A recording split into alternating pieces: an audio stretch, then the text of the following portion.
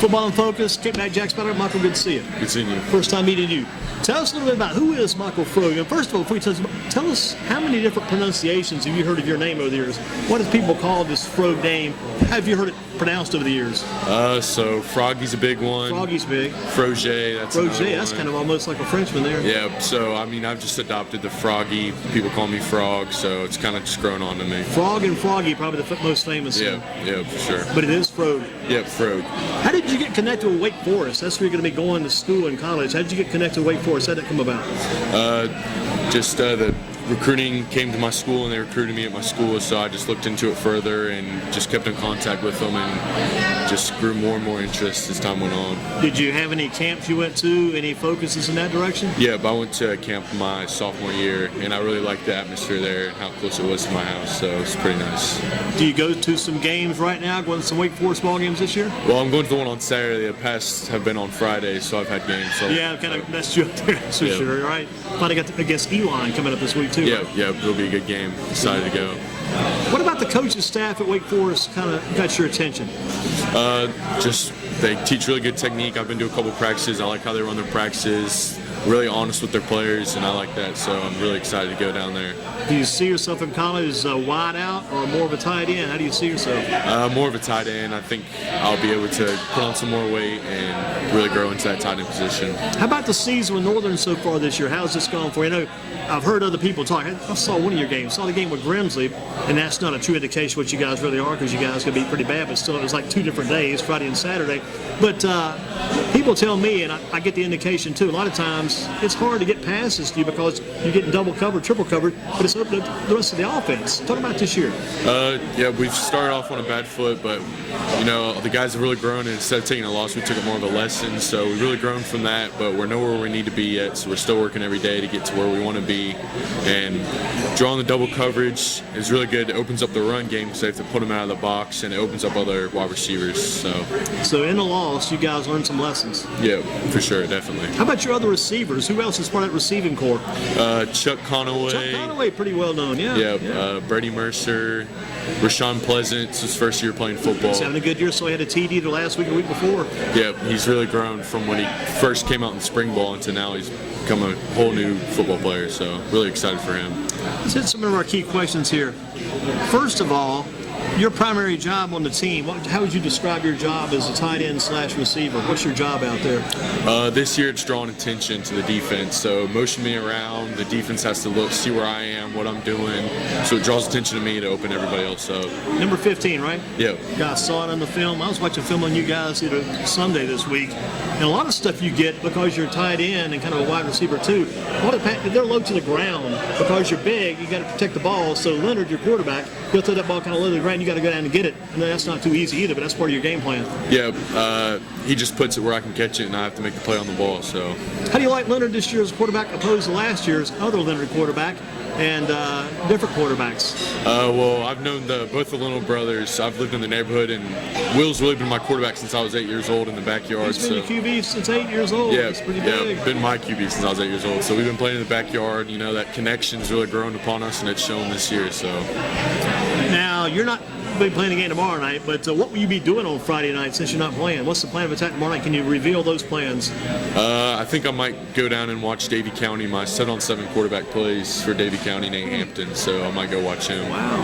What's the name of your 7-on-7 team? DOB lead, Danny O'Brien. Danny O'Brien, the DOB, not date of birth, but Danny O'Brien. Yeah, I've seen that name around a lot. You guys go against teams probably down in Charlotte. They've got some good ones down that way too, right? Yeah, we went down to Charlotte, Myrtle Beach, and in Kentucky. So not bad at all. So you got Danny O'Brien. Is he like one of the coaches on there too? Yeah, he's the offensive coordinator. He's the head coach of his own name team, right? Yeah. Who's the head coach? Oh no, he is. He's head coach and offensive coordinator. Yeah. He runs them both. So, in order for the team to be successful the rest of the year for Northern Guilford, to accomplish what you guys want to accomplish, what has to happen? We got to play tough and physical. I think being physical is a big part of our game plan and being fast. So we're really working hard on that and being the best conditioned team in the conference.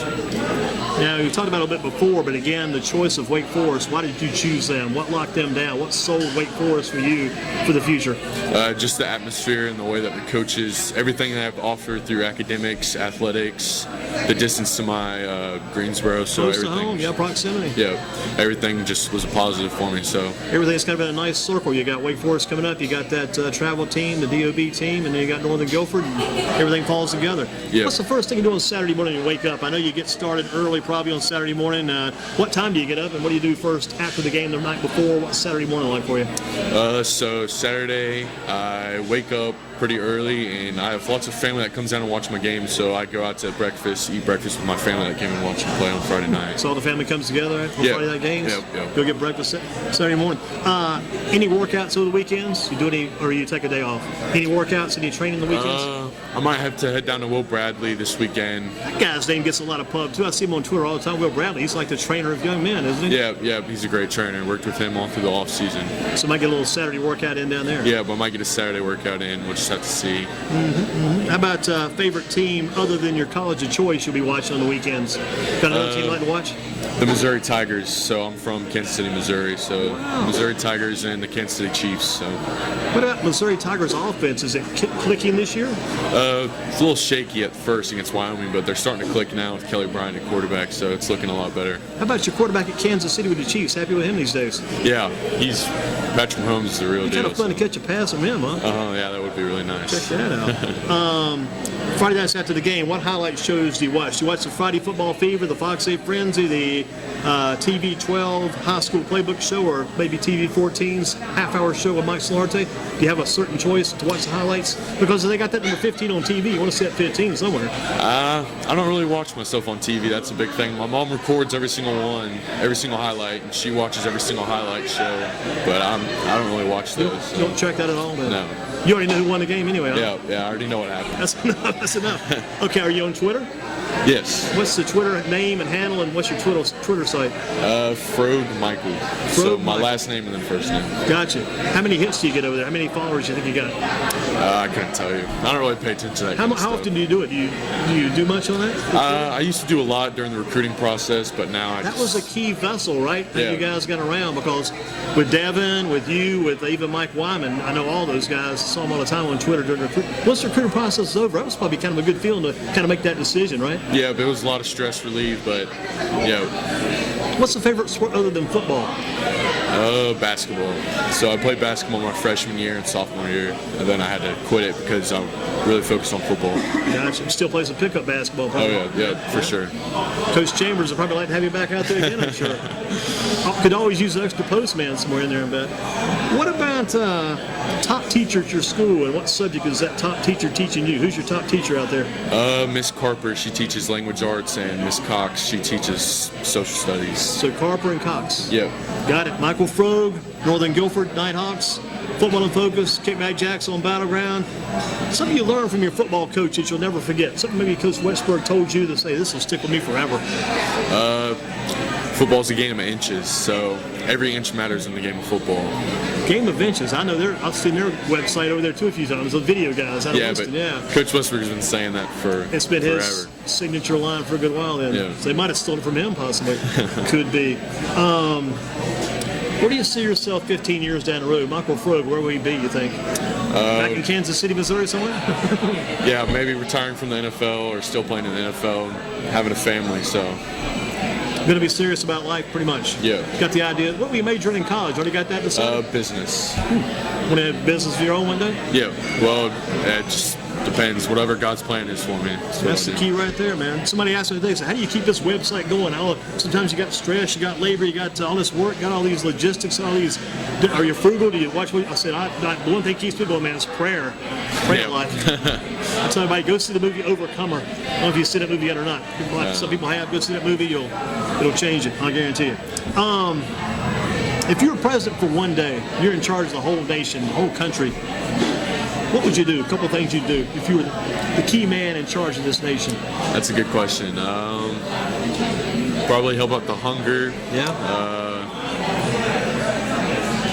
I I can't really think. That's a good question. Help out the hunger. That was the first thing came to mind. I was thinking, I'd like to help the little kids that are hungry. Yeah. But at the same time, I'd like to get people who are not working, find a way to get them to work. Yeah. And learn more responsibility. Just a thought. Yeah. Probably get more kids involved in sports, Good stuff point, like too. that. But I was thinking the same, somehow to get these people active and doing some kind of daily exercise to improve their health. But the problem is to keep them doing it. Yeah. That's the whole problem there. Who's your best friend out there? You know you got a best friend. You probably tell this friend stuff you wouldn't even tell your mom or dad or anybody else. Who's the best friend for Michael Frogge? Who's that, almost like that teammate, that friend for life almost? I have lots of best friends, but other Carson Lomax and Will Leonard, they're probably my two best friends. Carson Lomax, very good basketball player. He's got his sister Kelly shot, shoot that ball from the corner. The Yeah. Lomax family, then Yeah. Will Leonard, the quarterback. Good combination. To close that conversation, Michael Frogge, Michael, tell us this: to be a winner, and you're a winner because of what? What makes you a winner? Never give up and be physical, and don't let the hype get to your head. How about the hype? How do you handle the hype? Because the Frogge name starts to get around. We call you in to do this on this show. You got some. I mean, you're in tonight with Devin Boykin and Mike Wyman, others pretty top players. You're a D1 prospect commit. How do you handle that hype? Because the Frogge name has been pretty big the past couple of years. I just think of it, everybody puts on their pants the same way, everybody straps up the same way, so everybody goes on the field the same way. So you're just like the rest. Yep. One no better than the other. Total team effort. Michael, good to see you. Good seeing you. Don't forget to get your free meal. Anything on the menu, $10 or less.